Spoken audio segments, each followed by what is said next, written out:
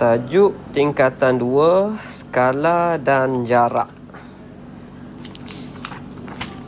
Okey, apakah yang anda faham tentang skala?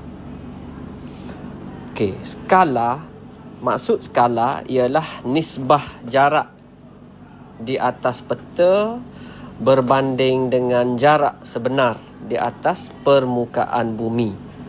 Okey, itu yang pertama. Yang kedua, kita kena tahu jenis-jenis skala. Okey, skala ni ada 3 jenis. Yang pertama ialah skala lurus. Seperti yang awak lihat di skrin. Itu ialah contoh skala lurus. Skala lurus ini skala yang berbentuk satu garisan lurus. Skala yang berbentuk satu garisan lurus yang dibahagikan kepada beberapa bahagian yang sama jaraknya. Contohnya, okey, ini jarak yang sama. 0 hingga 1, 1 km. 1 ke 2, 1 km. 2 ke 3, 1 km. Dan seterusnya. Okey, setiap bahagian tersebut, setiap bahagian ini dia mewakili jarak sebenar di atas permukaan bumi. Okey. Ini yang atas ni kita panggil dia skala lurus penuh. Dan yang bawah ini skala lurus, yang atas ini skala lurus mudah. Dan yang kedua ini ialah skala lurus penuh. Ada dua jenis skala lurus. Yang pertama, skala lurus mudah, dan yang kedua, skala lurus penuh. Perbezaan dia ialah kalau awak tengok skala lurus mudah ini, dia simple sahaja. Nak melakar dia simple sahaja. Skala lurus penuh, dia lebih spesifik sebab di bawah kosong ini masih lagi ada nilai. Okey, kalau kita tengok skala ini 1 cm di atas peta mewakili 1 km. Sebab jarak setiap satu unit ini ialah 1 kilometer. Itu jenis skala yang pertama. Jenis skala yang kedua, ini kita panggil skala penyata. Skala penyata. Ini jenis skala yang kedua. Skala penyata ini ialah skala yang dinyatakan dalam bentuk ayat atau penyataan. Contohnya boleh tengok di sini. Dia buat dalam bentuk ayat. 1 cm mewakili 1 km. Maksudnya 1 cm di atas peta mewakili 1 km di atas permukaan bumi yang sebenar. Okey. Yang ketiga ialah pecahan wakilan. Yang ketiga, pecahan wakilan. Okey, pecahan wakilan ini skala yang dinyatakan dalam bentuk nisbah atau pecahan. Sebagaimana awak tengok di sini, 1 nisbah 100,000. Ni kita sebut dia 1 nisbah 100,000 lah. Okey, maksudnya 1 cm di atas peta. Atas peta lah, dalam buku lah biasanya atas peta ni sama dengan 100,000 cm yang sebenar di atas bumi. 100,000 cm ini bersamaan dengan 1 km kalau ditukar kepada unit kilometer. Okey, itu 3 jenis skala. Okey, seterusnya.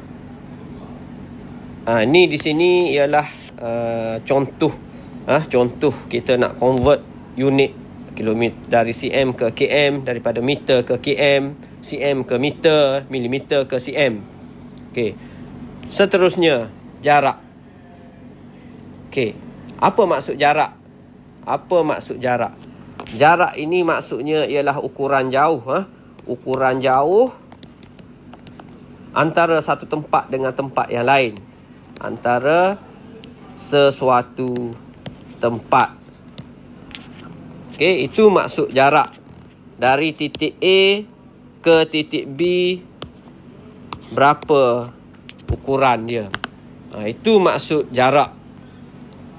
Okey, ada 2 jenis jarak, iaitu jarak mutlak dan jarak relatif. Jarak mutlak ini jarak yang dinyatakan dalam unit seperti meter, kilometer. Kalau awak tengok contoh di sini, ni jarak mutlak. Jarak mutlak.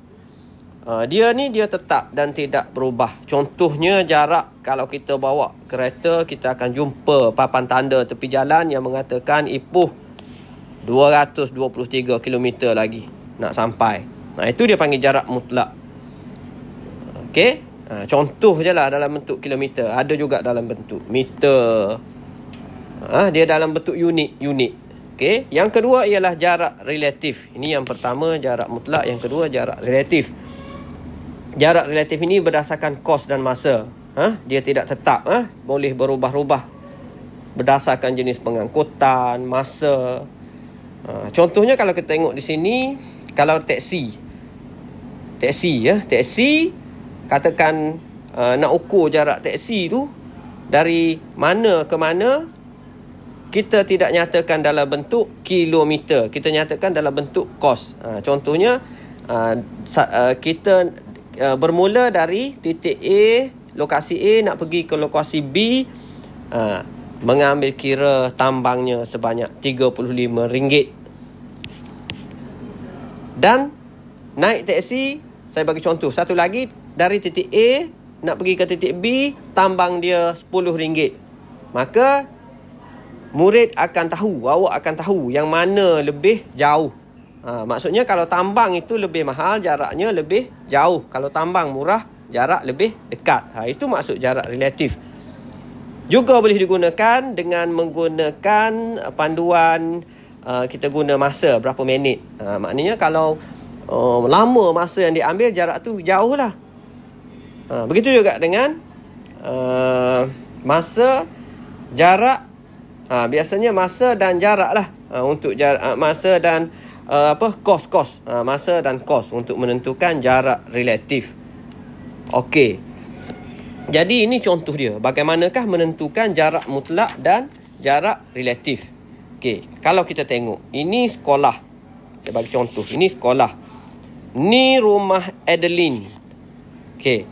Ini rumah Yusrita. Rumah Adeline, jarak dari rumah Adeline ke sekolah ialah 5 kilometer. 5 kilometer. Jarak rumah Yusrita 2.5 kilometer. Okey, kalau kita tengok, ini ialah jarak mutlak.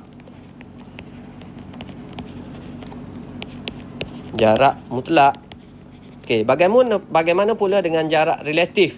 Okey, jarak relatif kita boleh refer berdasarkan kos.